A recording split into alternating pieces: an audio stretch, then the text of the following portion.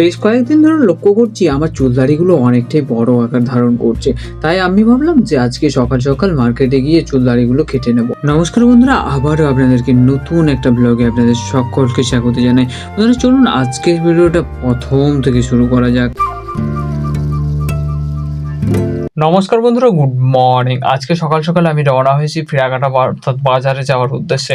বাজারে গিয়ে একটু সামান্য ওষুধ দোকানে ঢুকলাম, তারপরে চলে গেলাম একটা দর্জি দোকানে গিয়ে আমার জামা প্যান্ট কিছুটা সেলাই করা ছিল, সেই সেলাই করা জামা প্যান্টগুলো আমি তাদেরকে দিয়ে আমি বাজার করতে বেরিয়ে গেলাম। তারপর চলে গেলাম একটু সামান্য ভুসি দোকানে কিছু কাজ ছিল, সেই কাজ করে আমরা চলে গেলাম ফাইনালি মার্কেট। আর মার্কেট গিয়ে প্রথমে চলে গেলাম ফল দোকানে গিয়ে শুধুমাত্র একটা ডাব খাওয়ার জন্য গিয়েছিলাম। ডাব খেলাম তার কারণ আমার জন্ডিস হয়েছে, এটা আপনাদেরকে আগের ভিডিওতে আমি বলেছি। যদি যখন জন্ডিস হয় বিশেষ করে সেই সময়টা ডাব খেলে শরীরে অনেকটা উপকারে আসে, তাই আমি মার্কেটে গিয়ে একটা ডাব খেয়ে নিলাম।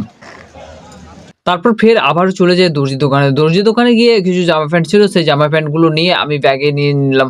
আর ব্যাগে নিয়েছিলাম একটু সামান্য আঁকও নাকি জন্ডিসের পক্ষে অনেকটা ভালো। তারপর আমরা চলে গেলাম সেলুন দোকানে চুল কাটার জন্য। এবারে চুল কাটার জন্য এসেছি আমরা মাটির সেলুন। আমরা কিন্তু খুব একটা হাইফাই সেলুনে যাইনি, যেখানে আমাদের কাছে খুব কম টাকাতে কেটে দেওয়া হয়। তো যাই হোক, মোটামুটি আমি এই চুল দাড়িগুলো কেটে নিয়ে তারপর বাড়ি যাওয়ার জন্য রওনা হয়ে গেলাম। আর এরই সাথে সাথে আজকের ব্লগটা আমরা এখানেই শেষ করলাম। জানি না আপনাদের ব্লগটা কেমন লাগবে। যদি ব্লগটা ভালো লেগে থাকে তো অবশ্যই ব্লগে একটা লাইক দিয়ে যাবেন।